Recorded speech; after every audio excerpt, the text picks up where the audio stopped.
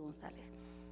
Felipe González gobierna durante 14 años y en ese tiempo se producen los cambios fundamentales en la sociedad española. Yo muy brevemente voy a señalar 5 ejes que son fundamentales, que fueron fundamentales en España y que ahora mismo pueden ser fundamentales también para los países árabes. Estamos teniendo demandas de los gobiernos, de la oposición, de los movimientos de los países árabes, como lo hemos tenido muchas veces en América Latina, de algunos países que estaban viviendo su transición democrática, para que nosotros contáramos cuáles fueron los ejes fundamentales de nuestra transformación.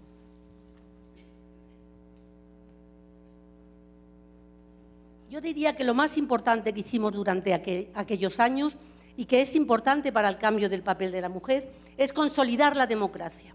Durante esos años, durante esos 30 años, se ha consolidado la democracia de manera que el consenso y el diálogo ha sido una de las normas fundamentales de nuestro quehacer político. Una cosa, Alicia, que se está rompiendo ahora y que pone en cuestión algunas de los elementos fundamentales del cambio y de la transformación. Precisamente hemos cambiado aquel consenso, aquel diálogo que hizo posible la consolidación de la democracia por un proceso de crispación y de dureza en la vida política que no está siendo bueno para la profundización del proceso democrático. El segundo elemento importante es la modernización de la economía.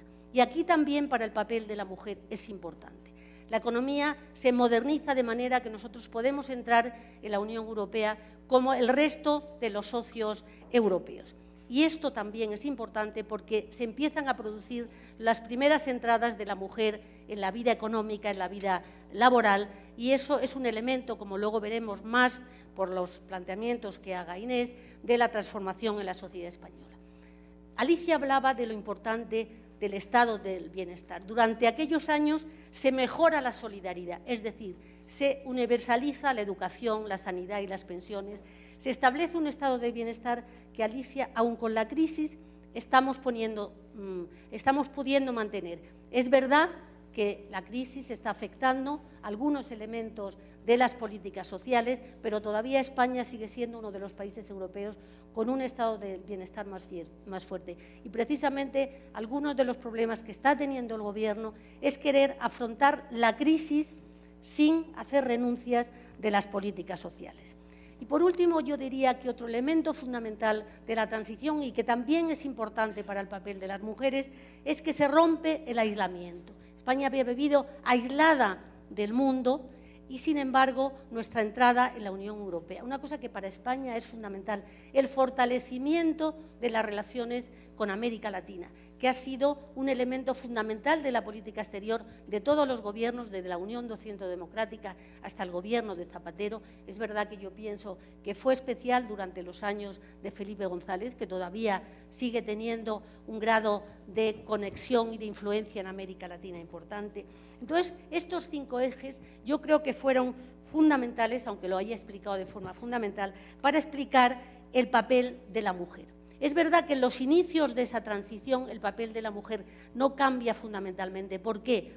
Porque priman los cambios políticos a los cambios en el papel de la mujer. Por eso me preocupa lo que está pasando en los países árabes, porque también ahora, después de los inicios de la revuelta, las mujeres que se están encontrando que el debate político las lleva a decir, ahora no es tan importante el cambio y la transformación de la mujer, ahora tenemos que abordar la transformación democrática, tenemos que abordar la transformación política. Pero a partir de los años 80, con la consolidación de todos ejes que estoy diciendo, se produce un cambio importante, motivado por dos elementos fundamentales de los que Alicia también ha hablado.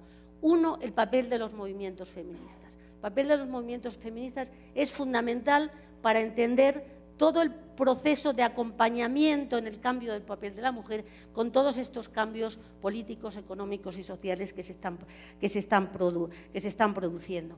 Pero yo creo que el elemento fundamental es cuando los partidos de izquierdas, por eso tú dices los movimientos feministas y el progresismo está de la mano. En España, yo creo que Inés, Amelia estarán de acuerdo conmigo, cuando los cambios realmente se consolidan y se producen y se avanza hacia adelante, hacia el futuro, es cuando los partidos de izquierdas, incluido el Partido Socialista Obrero Español, asume los postulados de los movimientos feministas, asume los valores de los movimientos feministas y los plantea como propias reivindicaciones y como propios planteamientos. El ejemplo más claro es la cuota. Es decir, la cuota levantó un debate enorme en España, pero fue a partir de que el Partido Socialista asume en el año 88 la cuota, cuando realmente se produce el cambio más importante. Aquí estamos tres mujeres, Amelia, Inés y yo, cuya trayectoria personal, profesional y política puede entenderse como representativa de lo que ha sido una generación de mujeres que inició su cambio personal en un momento de dictadura y de revuelta contra la falta de igualdad, la desigualdad, tanto social como política, y que fuimos configurando nuestros cambios en nuestra vida personal, política y profesional al hilo de todos estos cambios de los que estamos haciendo. Es verdad que somos mujeres, somos representativas desde una posición de privilegio, pero de alguna manera el papel de muchas de nosotros se ha visualizado como el cambio que realmente se está produciendo en la sociedad española. Pero yo quería hacer una reflexión sobre lo que está pasando en las revueltas populares en el mundo árabe. El proceso se ha iniciado de una forma muy clara por el apoyo a través de las redes sociales, de los movimientos jóvenes, de Internet, pero con un papel protagonista de las mujeres. Y lo que me parece más importante, Alicia, es que no solo son las mujeres jóvenes, aunque la juventud ha predominado en toda la revuelta, es que son las mujeres de todas las clases sociales y de todas las edades. Si nosotros veíamos las revueltas en la calle, en las plazas, veíamos que las mujeres eran mujeres de todas las edades, mujeres de todas las clases sociales, mujeres que habían llegado a la universidad, mujeres jóvenes, pero también las madres de esta nueva generación. Por tanto, es una revuelta que tiene una profunda raíz en la necesidad de cambio de la sociedad y de las mujeres en estos países. Pero el problema se está planteando en los dos países donde ya la revuelta ha hecho salir a los presidentes, en el caso de Túnez, a Ben Ali, en el caso de Egipto, a Mubarak, y se están produciendo los primeros movimientos de transformación.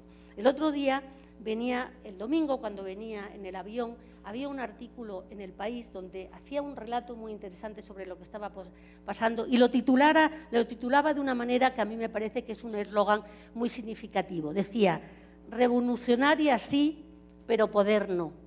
Y explicaba cómo las mujeres habían estado formando parte de la revolución, pero en solo 2 meses, cuando ya se están creando los primeros comités de apoyo, los primeros comités democráticos, los primeros movimientos dentro del gobierno para la transformación democrática, las mujeres están empezando a desaparecer. No obstante, desde luego en Europa, hay toda una literatura en estos días sobre el papel de las mujeres en esta revuelta. El otro día leía un artículo de Rosa Montero, una periodista y una escritora española que muchas conocerán, y hablaba de la marea silenciosa de heroínas civiles. Y hablaba refiriéndose a los países árabes, pero también hacía una incursión sobre las mujeres mexicanas que combaten el narcotráfico, algo de lo que también se ha hablado aquí estos días.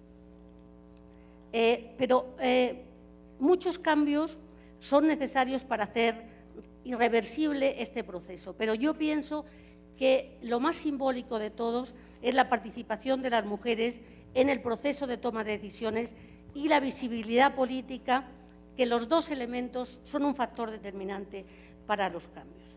El otro día hablaba Soledad Gallego también en un artículo en El País, precisamente de las transformaciones que se estaban produciendo en América Latina, y decía, notable en poder y cero en maltrato.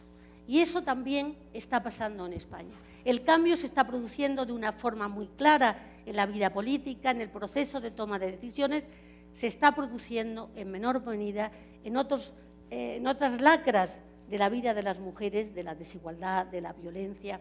Y eso pasa en España y eso pasa en América Latina. Yo quería, pero iré rápido, dar algunos datos que pongan de manifiesto esta evolución. En el caso de España, empezamos la transición en el año 77 con un 6% de mujeres en el Parlamento y un 3% en el Senado. En este momento estamos en un 36% en el Congreso y en un 30% en el Senado. Estamos por encima de la mayoría de los países en general del mundo. En Europa la media es el 20,9%, en América Latina el 18%, en los países árabes apenas un 9%, en Asia un 18%, en el África subsahariana un 18%. Pero es verdad que estas medias explican poco, habría que detenerse en ello, porque hay muchas diferencias dentro de las regiones. En América Latina, estoy viendo a Liliana, hay muchas diferencias, desde Costa Rica, que tiene un 39%, o Argentina un 38%, a un 8% en Panamá. Pasa lo mismo en los países árabes. Túnez tiene en este momento, a pesar de los problemas, un 23% de mujeres en el Parlamento, pero Egipto apenas un 1%. Y lo mismo pasa en el Ejecutivo. La evolución que se ha producido en España es verdaderamente significativa. Hubo en el año 81 una primera mujer en los gobiernos de la Unión de Centro Democrático. Hasta el año 89 los gobiernos de Felipe González no tuvieron mujeres en el gobierno. Hubo 2 primeras mujeres en el año 89. Yo tuve la suerte de ser una de ellas, como decía Alicia, como ministra portavoz, pero en este momento todo eso que se fue formando poco a poco y fue creciendo poco a poco, hace que Zapatero haya podido hacer en sus gobiernos una democracia paritaria. La hizo en el año 2004 y la hizo en el año 2008. Yo espero que pase lo que pase en España con las elecciones que habrá dentro de un año, no solo no haya retrocesos en todo lo que hemos hablado antes y en el estado de bienestar, sino tampoco haya retrocesos en eso que, aunque Amelia lo relataba con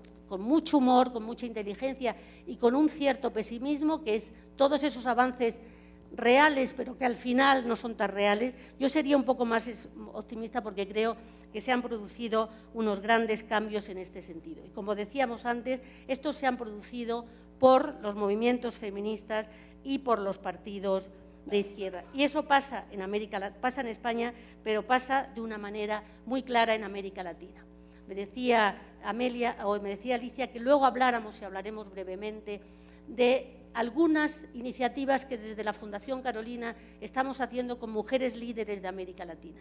Tenemos, dirigidos por Amelia, un encuentro desde hace 6 años, que nos reunimos una semana todos los años en octubre, para debatir de todos estos temas.